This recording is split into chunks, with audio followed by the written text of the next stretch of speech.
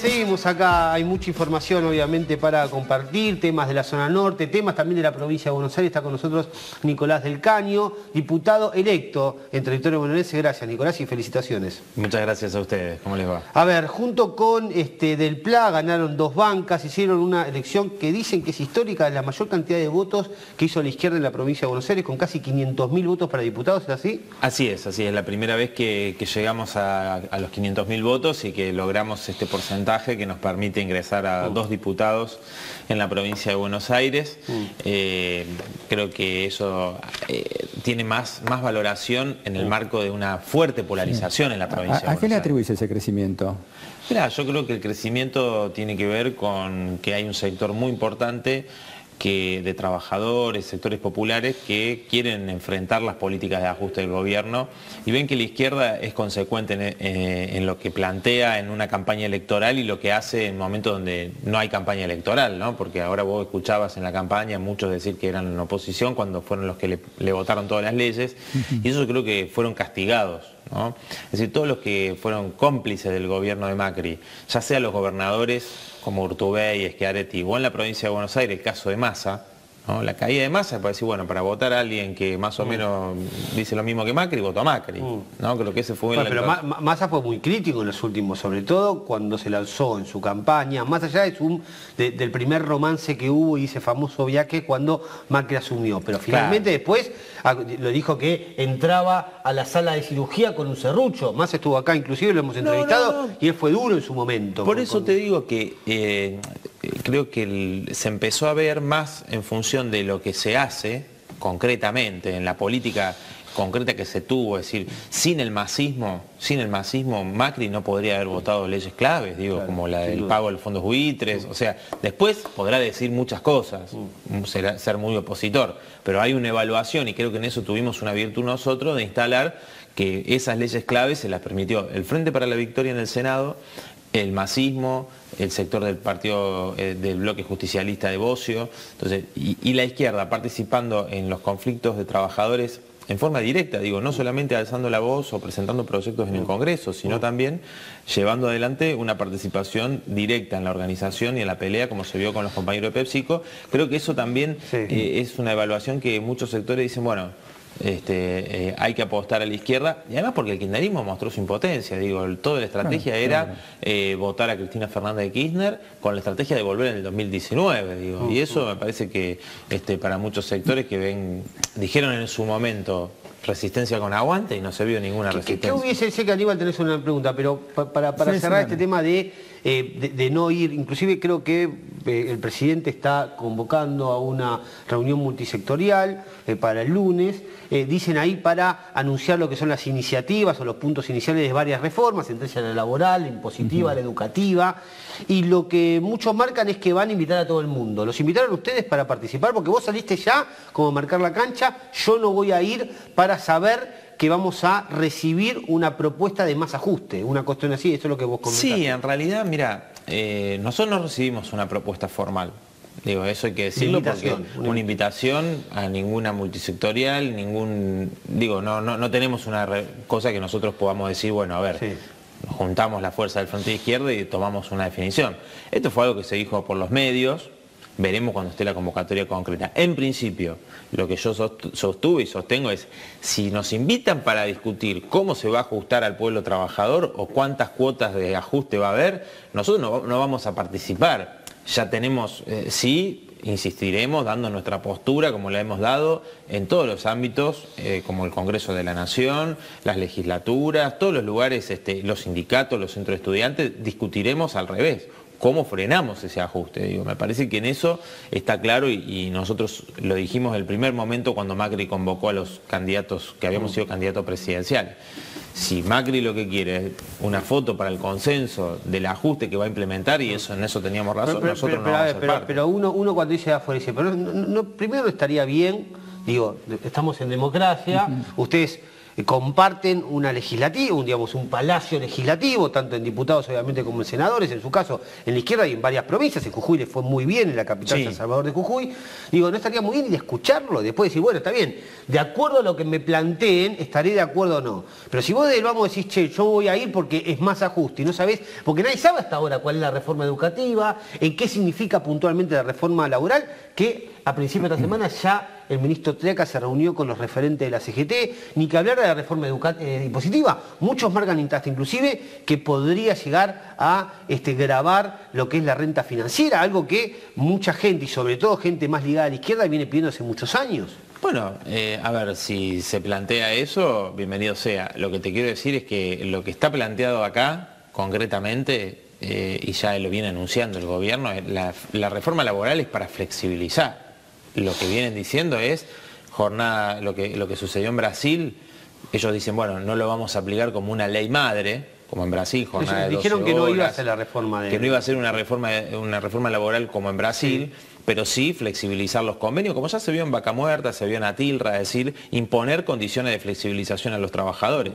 Eso nosotros no lo vamos a ir a discutir cómo se va a aplicar eso, nosotros vamos a discutir cómo lo vamos a enfrentar. Y en ese sentido, estamos en la vereda enfrente, no tenemos no tiene sentido que nosotros participemos de algo que lo vamos a enfrentar con toda nuestra fuerza, digamos, para que, sí, aparte ya lo saben a eso, digo. Ahora, sería distinto si fuese otra convocatoria. Yo me refiero a una convocatoria donde el gobierno va a discutir esto, nosotros desde ya que la vamos a rechazar, ¿no? Vamos a rechazarlo. Sí, y además, bueno, tampoco tenemos limitación formal como para decir, claro, estos son los puntos que se van a llama la atención, ahí, ¿no? Eso me llama, lo hablamos fuera de aire, me llama la atención que no haya una invitación formal, porque por los medios dijeron que el lunes iban a juntar, pero toda la fuerza que van a ser convocadas, porque ellos dicen, por lo menos la izquierda no está convocada oficialmente. Fíjate vos que, digo, es un gobierno que habla del diálogo, y cuando hizo esta convocatoria a los ex candidatos presidenciales, hasta Margarita Stolbizer fue muy crítica después de esa reunión, cuando Mauricio Macri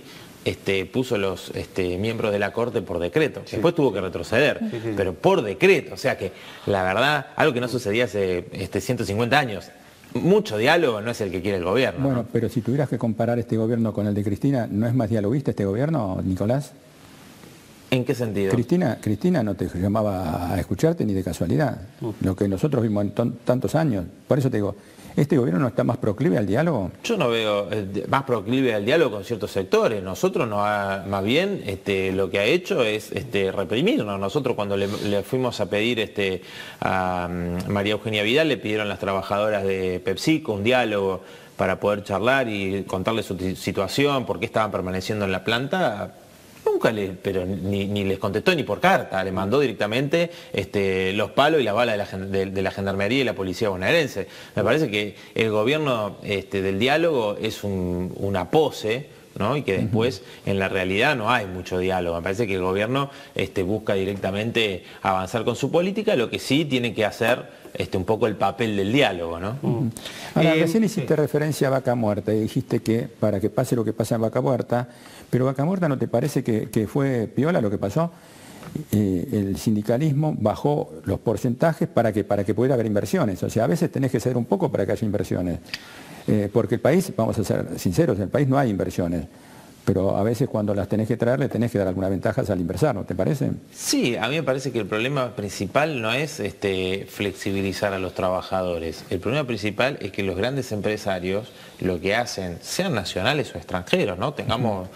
Recordemos lo que sucedió con YPF, con Repsol, ¿no? Es decir, ellos hacen ganancias extraordinarias y después fugan los capitales, no invierten un peso. Digo, las ventajas estarían si invirtiesen realmente para que la tecnología les permitiera tener una más alta productividad. La más alta productividad ellos la quieren conseguir siempre aumentando la explotación de los trabajadores. Y claro, cuando tienen ganancias extraordinarias se llevan la plata a los paraísos fiscales. Bueno, Macri sabe muy bien de esto. Y me parece que el problema pasa por ahí, no por flexibilizar a los trabajadores. ¿Cómo ves el tema de la provincia de Buenos Aires? Porque muchos decían ese tema del ajuste, que evidentemente el gobierno en su momento tomó tomó medidas que fueron muy rechazadas sobre todo las consecuencias de las medidas. En el conurbano bonaerense nosotros los vimos ahí y una de las cuestiones fue acá muy cerca, en PepsiCo, y hay muchas otras que tuvieron que cerrar o que las plantas se mudaron a lugares donde tenían, ellos decían, mayor posibilidades de inversión. Pero la realidad es que después todos decían, esto explota. Finalmente esto va a terminar con la vuelta inclusive de hasta la figura de Cristina Fernández de Kirchner, pero evidentemente eso no ocurrió, por lo menos el INDEC, no sé si le crees más al INDEC de ahora que a las estadísticas del kirchnerismo, pero en su momento estas estadísticas para el gobierno eran todas pálidas, hasta antes de las PASO, y ahora parece como que la economía empezó un poquitito a reflotar. Sí, en lo que hace a los datos del INDEC, por supuesto no tiene la misma veracidad este INDEC que el que había de Moreno, ¿no? Sí. Eso está claro. Pero igualmente creo que también hay que ver qué lectura se hace de eso. Porque si uno hace una lectura de lo que lleva del gobierno de Macri, hay una clara pérdida del poder adquisitivo del salario de la mayoría de los trabajadores. De hecho, la caída del consumo, todo, más allá de datos ahora que pueda haber de cierta recuperación. Ahora bien, yo digo... hay un montón de gente que por supuesto no quería votar el kirchnerismo, que le sigue dando un crédito al gobierno de Cambiemos. O sea, a pesar de que ha sido perjudicado por las políticas de tarifazo, inflación, etcétera, le da un crédito al gobierno de Cambiemos porque el discurso del gobierno de Cambiemos no centró su campaña en decir, miren, a las 2 de la mañana del día 23 vamos a aumentar las naftas. Pero lo habían dicho, estaba todo anunciado. Sí, estaba anunciado. Estaba escrito, lo dijo. Nosotros no hemos hecho notas de eso. Miren que el lunes aumenta la nafta, decimos. Está bien, pero el eje de la campaña fue felices los cuatro, fue... Bueno, pero no vas a pedir que en el medio de una campaña un candidato fuera del partido fuera va a recordar que te va a aumentar la nafta. Lo que dijo por lo menos lo avisaron. Es como Menem, que dijo si yo decía lo que iba a hacer no me votaba nadie. Pero está bien, pero ellos lo dijeron. Está bien, pero lo dijeron en algunos momentos, inclusive Aranguren dio una conferencia de prensa. Cuando se le preguntó a Marcos Peña por el aumento de tarifas que va a haber en la luz, el gas, el agua, él dijo, bueno, hablar de tarifazo es una visión subjetiva porque esto es un ordenamiento, o sea, digo... Sí, sin duda, como suelen vestirlo. Claro, exactamente. Yo trabajaba en una empresa de celulares, en un call center, y te decía... Miren, cuando lo llame el cliente y le pregunte que nunca fue avisado del aumento, usted dígale que tal diario, tal día, en tal página se publicó un aviso. O sea que era una zaraza. Exactamente, pero te quiero decir, acá no fue el eje principal. Yo no creo que... Digo, porque uno recorre el conurbano, recorre la provincia y sabe que mucha gente sí fue convencida de que tenía que haber un ajuste y que tenía que pagarlo el pueblo trabajador, pero no votó el ajuste permanente.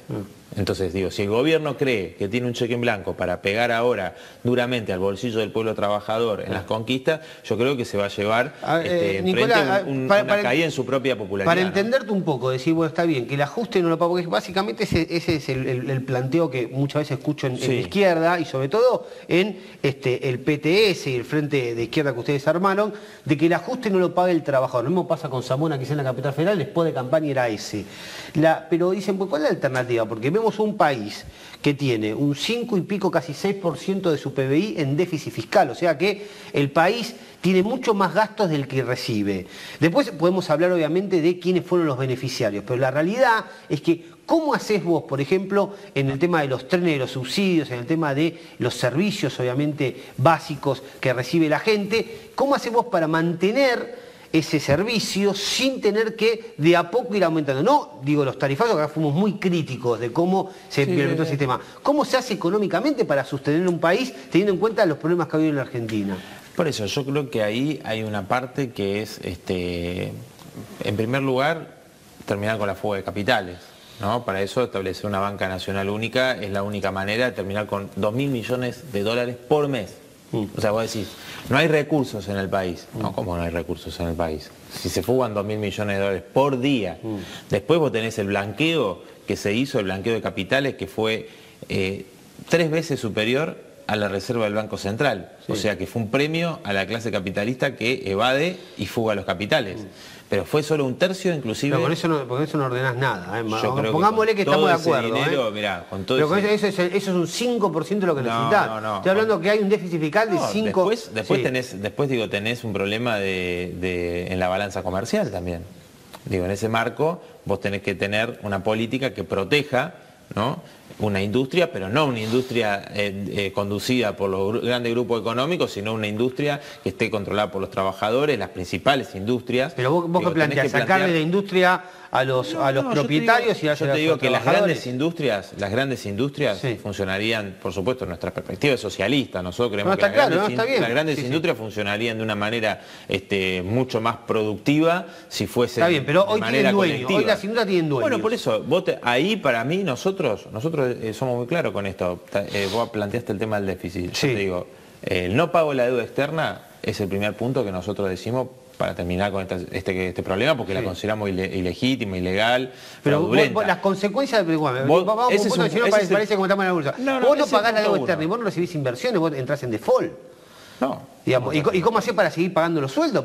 Son un conjunto de medidas. El no pago de la deuda externa, la nacionalización de la banca, terminaría con la fuga de capitales y permitiría dar créditos. Vos decís echar la banca extranjera. Yo te digo que ahí hay un nivel de capacidad que vos tenés para reactivar el consumo y que la economía funcione de una manera que no tiene nada que ver con lo que está funcionando hoy. Sí.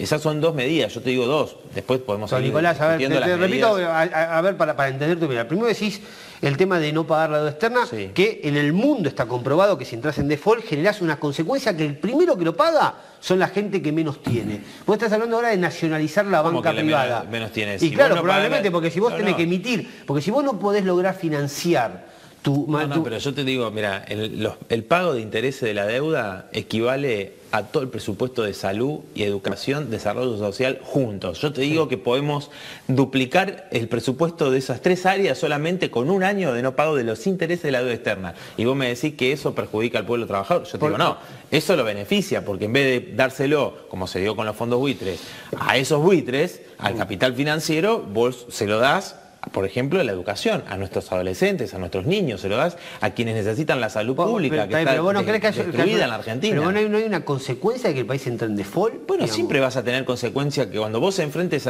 el poder, fue una consecuencia vos enfrentás el poder todos los días. Nacional, internacionalmente, sí. Y siempre habrá alguna consecuencia. Lo que yo te quiero decir es que nos tratarán seguramente al país, nos atacarán de alguna manera. Lo que te quiero decir es que vos, en principio, sí. esos recursos que hoy se fugan, se van, lo de la deuda externa, lo de la fuga de capitales, quedan en la Argentina y sí. eso serviría para la vivienda, para la salud, para la educación. Hablaste recién de nacionalizar la banca. Hoy, por ejemplo, hay dos bancos muy importantes en la Argentina que son nacionales, que son del Estado, tanto el Banco Nación como el Banco Provincia, en el territorio donde vas a ejercer tu cargo de diputado de la provincia, ¿no? Diputado nacional en la provincia de Buenos Aires. La realidad es que vos decís de toda la banca privada que está en manos privadas, vos decís nacionalizarla, ese es uno de tus proyectos. Sí, controlar, digamos, que no se pueda dar la fuga de capitales. Sí. O sea, que haya un control de los trabajadores de esa banca estatal única, ¿no? Una banca única estatal que permita evitar esta fuga de capitales que se hacen con esas maniobras, digo, si no, ¿cómo fugan 2.000 millones de dólares? Bueno, muy bien, temas para ir empezando a hablar, y sobre todo vos fuiste diputado en Mendoza. Sí. Por Mendoza. Y ustedes tienen que 2 años y después se entregan ustedes se van rotando. Claro, nosotros somos distintas fuerzas que integramos el Frente de Izquierda, sí. Entonces bueno, yo estuve desde el diciembre de 2013 a diciembre de 2015. Luego asumió otra compañera. Bueno, y así hacemos con las distintas bancas que tiene el Frente de Izquierda. ¿La van a hacer igual con esta banca que vas a asumir ahora? Nosotros ahora somos 3 fuerzas en la provincia de Buenos Aires que integramos el FIT. Entonces, esto se estableció una determinada forma de rotación. Como son 2 bancas y somos 3 fuerzas, bueno, ahí vamos a tener más tiempo que lo que teníamos si tuviésemos una, ¿no? Pero bueno, se establece de esa manera. Gracias, Nicolás, por estar con nosotros. No, muchas gracias. Nicolás del Caño, entonces diputado electo